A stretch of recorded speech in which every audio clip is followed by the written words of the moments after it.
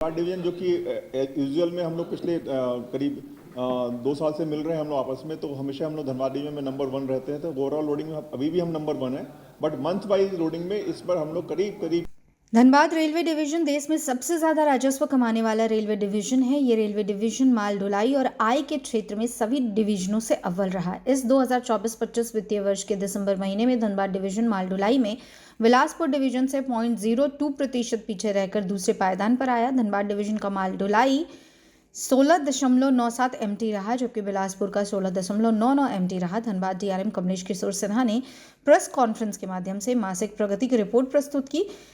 कहा कि हमारी कोशिश है कि हम फिर से माल ढुलाई में 1 नंबर की जगह को बरकरार रख सकें। उन्होंने बताया कि अप्रैल से दिसंबर तक लोडिंग में धनबाद डिवीजन 142.92 MT, जबकि बिलासपुर का 139.02 MT रहा। उन्होंने आगे बताया कि आय के क्षेत्र में धनबाद डिवीजन ने दिसंबर महीने में 2324 करोड़ 84 लाख की आय की, वहीं बिलासपुर का 2107 करोड़ 22 लाख रुपए रहा। वहीं अप्रैल से दिसंबर तक का कुल आय धनबाद डिवीजन का 19,997 करोड़ 31 लाख, जबकि बिलासपुर का 17,725 करोड़ 53 लाख रहा।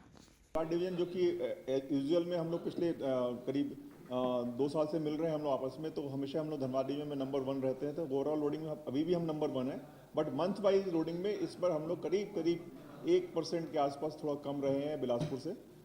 16.99 के अगेंस्ट में 16.97 मिलियन टन रहा है। कोशिश हमेशा रहेगी कि हम नंबर 1 में बने रहें। और सिर्फ अगर ईयरली देखें तो हम लोग 142.92 किए हैं against the 139.05 by the Bilaspur division. Basically हम लोग इससे करीब 4 मिलियन टन आगे हैं बिलासपुर से। सिमिलरली अगर हम उसमें देखेंगे अर्निंग पॉइंट ऑफ व्यू से देखेंगे, अर्निंग में हम लोगों ने जो कमाया है इस महीने कमाया है 2324 करोड़ रुपए कमाया है। बेसिकली जो बिलासपुर के 2107 से कम करीब 200 से ज़्यादा करोड़ से ज़्यादा प्लस है। इसके अलावा जो क्यूमुलेटिव अर्निंग है वो हमारी मोटा मोटी 20,000 करोड़ के आसपास पहुंच चुकी है, जो कि बिलासपुर के 18,000 करोड़ से 2,000 करोड़ करीब 10% प्लस में है। इस बार जो हमारी मेन है, जो लोडिंग ग्रोथ आनी चाहिए थी वो हमारी आनी चाहिए थी। जो हमने प्रोजेक्ट किया था प्रोजेक्शन पे NCL, BCCL और CCL से, तो हमारी NCL से तो ग्रोथ आई है, बट हमारी जो BCCL और CCL से ग्रोथ इतनी अच्छी मटेरियलाइज नहीं हो रही है। NTPC हमारा अच्छा परफॉर्म कर रहा है, और इसके अलावा हमें थोड़ा सा कुछ अदर कम्युनिटी में एक ऐश में ड्रॉप हुआ है, उसको हम कोशिश कर रहे हैं। नई स्कीम और लॉन्च हुई है फर्दर डिस्काउंट वाली, 20% डिस्काउंट की स्कीम लॉन्च हुई है, तो हमारा फर्दर ऐश में बढ़ना चाहिए, तो हमारी अर्निंग और लोडिंग दोनों बढ़ने की संभावना है। सिमिलरली कोचिंग अर्निंग की बात करते हैं, कोचिंग अर्निंग में भी पॉजिटिव है। इसमें हम लोग का जो नंबर ऑफ पैसेंजर्स है 5% बढ़े हैं, जो कि अच्छा है। इसमें 2 कंपोनेंट होते हैं, एक पॉपुलेशन ग्रोथ का होता है, दूसरा इकोनॉमिक ग्रोथ का होता है, और तीसरा उसमें जो एक डिक्रीजिंग फैक्टर आ रहा है वो है बिजनेस ट्रेवल में डिक्रीज हो रहा है because of the mobile phone and आपका वीडियो कॉन्फ्रेंस। उसके बाद भी हम करीब 5% ग्रोथ ला पा रहे हैं। इसका मतलब है कि इकोनॉमिक अच्छा डेवलप कर रही है और हम लोग का ग्रोथ अच्छा है। सिमिलरली जो अर्निंग में भी करीब हम लोग मोटा मोटी 8% की ग्रोथ है, PRS प्लस नॉन PRS मिला के, जो कि एक अच्छा इंडिकेटर है। पैसेंजर्स के एक जो बहुत प्रतिष्ठित डिमांड थी कि 03653 जो कि अब 03654, ये इसको फिर से रिस्टोर किया जाए। हमने इसको रिस्टोर कर दिया है, लोगों को दिए गए हैं।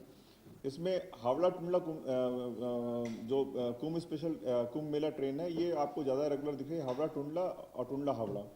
बाकी ट्रेनों की फ्रिक्वेंसी कम है, बट मोटा मोटी आपको इलाहाबाद जाने के लिए आपको एक ट्रेन मिलती रहेगी apart from the regular train.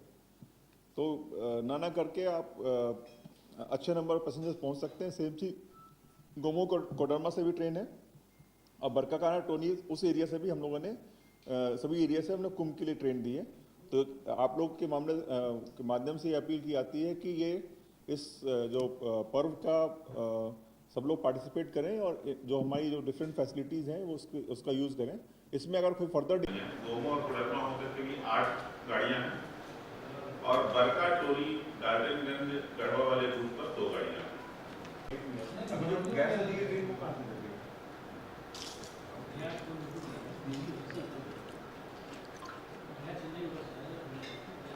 और बहुत खुशखबरी की बात है जिसके लिए हम लोग काफी समय से प्रयासरत थे कि LFP जो है 21 कोच के साथ ही चल रही थी, क्योंकि सदर्न रेलवे में उसका कुछ इशू चल रहा था, लेकिन सदर्न रेलवे से मिल गया कॉलेज से परमिशन, तत्पश्चात ये गाड़ी 22 कोच के साथ चलेगी।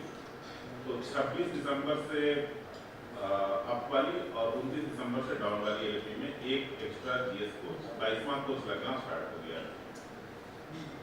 तो ये आम नागरिकों के लिए बहुत अच्छी खबर है।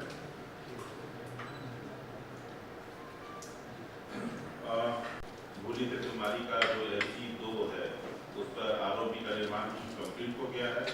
दसरा और फरसाबाद के बीच में भी जो ROB का वो भी कंप्लीट हो गया है। डिपार्टमेंटल लॉन्ड्री आप लोगों ने विजिट भी किया होगा, मुझे लगता है चंद्रशेखर बेहतर बता पाएंगे इस पर। ट्रेड अर्निंग में सर 114 करोड़ हमारा है, 107 करोड़ अर्निंग का है और ओवरऑल सर हमारा 19,500 करोड़ और 725 करोड़ है।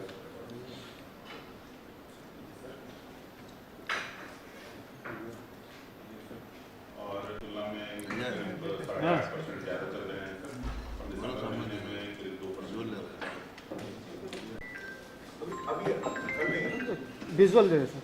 और इसके अलावा सर जो कुंभ मेला स्पेशल गाड़ी चल रही है सर 12 बाद और गोमो को डैम की चल रही है, तो राखी साइड का हॉस्पिटल से आ रही है, और 2 गाड़ी सर बड़का टोरी LFP में सर एक 22वां कोच परमानेंटली अगमेंट हो गया है सर, ये अगमेंटेशन का काम हो गया सर। 22 कोच के साथ गाड़ी चल रही है और क्लास मीटिंग हॉल का निर्माण हो गया है। इसके अलावा अरे यार मतलब आपने बताया तो आपका डिमांड हो गया। कोविड काल के बाद सारी ट्रेनें रिस्टोर हुई।